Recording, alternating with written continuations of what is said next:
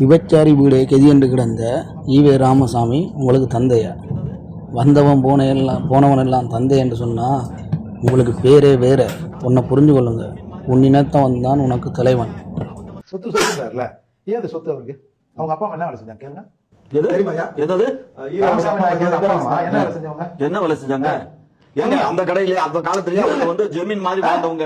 என்ன என்ன அவங்க வந்து பெரிய வியாபாரி. அவங்க என்ன இங்க பாருங்க, நான் ஜமீன் மட்டும் நான் அரசு சும்மா இங்க பாருங்க ஒரு விஷயம்.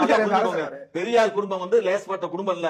அந்த குடும்பத்துல வந்து அந்த காலத்திலேயே பிரிட்டிஷ்காரன்ல இருந்து அவ்வளவு பேரும் பெரிய அவங்க வீட்டுக்கு வந்துட்டு போனோம்.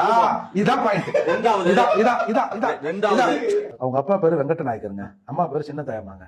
அவங்க அப்பா வந்து ஒரு கல்கச்சருக்கு உதவியாளர் அல்ல கைனுவாங்கல்ல, அதை சுத்தி விடு, அதை விட்டு அப்படி சொன்னா கூட கையால் அப்படி. அப்ப அதுக்கப்புறம் வந்து என்ன பண்றாங்க, சிறு உழைச்சி ஒரு மாடு வண்டி வாங்குறாங்க. அப்புறம் வாடகைக்கு வண்டி ஓட்டுறாங்க. அப்புறம் கொஞ்சம் பணம் சேர்த்து ஒரு சின்னதாக ஒரு மளிகை தட்டுக்கடன் மளிகை ஆரம்பிக்கிறாங்க. அப்புறம் அது வண்டி ஆகுது. அப்புறம் வந்து இவரை வந்து தத்து கொடுக்குறாங்க, திருப்பி தத்து எடுக்கிறாங்க, திருப்பி தத்தை வாங்கிக்கிறாங்க.